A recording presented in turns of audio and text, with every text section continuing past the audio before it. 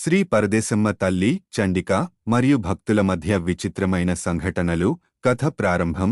శ్రీ పరదేశమ్మ తల్లి పీఠానికి సమీపంలో ఆధ్యాత్మిక పవిత్రతను కాపాడుతూ భక్తుల సమూహం ప్రత్యేక పూజలు నిర్వహిస్తోంది. ఈ పూజల సమయంలో చండిక, బేతాళుడి అనుచరురాలు మాయాశక్తులతో గ్రామాన్ని గందరగోళానికి గురిచేయడానికి ఒక సంకల్పంతో వస్తుంది. పాత్రల పరిచయం. చండిక చెడు శక్తుల ద్వారా భక్తులను భ్రమింపజేయడానికి ప్రయత్నిస్తుంది. ఆమె ఆకర్షణీయమైన రూపంలో గ్రామ ప్రజలకు కనిపించి వారికి ఆశాజనక మాటలు చెబుతుంది. కాని ఆమె అసలు ఉద్దేశ్యం భక్తులను పీఠం వద్ద నుంచి దూరం చేయడం. శ్రీ పరదేశమ్మ భక్తులలో కొన్ని ప్రత్యేక వ్యక్తులు ఉన్నారు. వేణువు పరదేశమ్మ తల్లి మీద ఉన్న నమ్మకంతో ఆమె రక్షణకు ముందుకు వస్తాడు.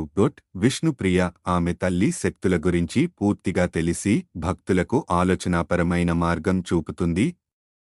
సంఘటనలు. 1. చండిక మొదటి వ్యూహం. చండిక తల్లి శక్తులను పీఠం నుంచి దూరం చేయడానికి ఒక చీకటి మాయ చేయడం ప్రారంభిస్తుంది. ఆ మాయ కారణంగా గ్రామంలో పసుపు కుంకుమ రంగులు మసకబారడం, పీఠం చుట్టూ చీకటి కమ్మేయడం జరుగుతాయి. వేణు తన ధైర్యంతో ఈ మార్పులను గ్రహించి ఇతర భక్తులతో కలిసి పూజలు నిర్వహించి పీఠాన్ని రక్షించడానికి ప్రయత్నిస్తాడు.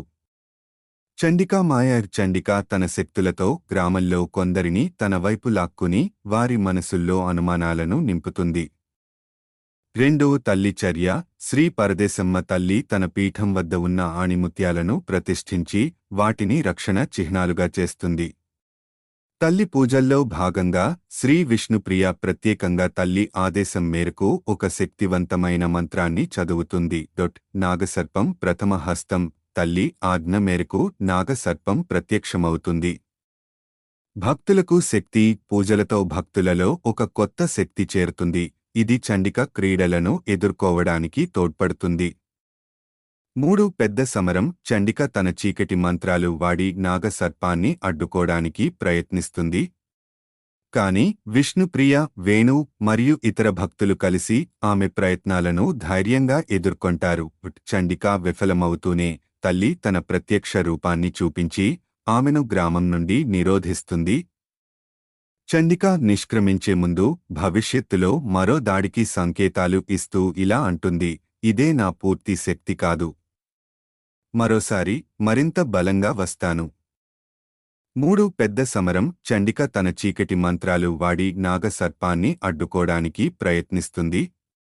కాని విష్ణుప్రియ, వేణు మరియు ఇతర భక్తులు కలిసి ఆమె ప్రయత్నాలను ధైర్యంగా ఎదుర్కొంటారు. చండిక విఫలమవుతూనే తల్లి తన ప్రత్యక్ష రూపాన్ని చూపించి ఆమెను గ్రామం నుండి నిరోధిస్తుంది. చండిక నిష్క్రమించే ముందు భవిష్యత్తులో మరో దాడికి సంకేతాలు ఇస్తూ ఇలా అంటుంది: ఇదే నా పూర్తి శక్తి కాదు. మరోసారి మరింత బలంగా వస్తాను. మరికొన్ని వీడియోస్ కోసం ఇప్పుడే మన ఛానల్ని సబ్స్క్రైబ్ చేయండి.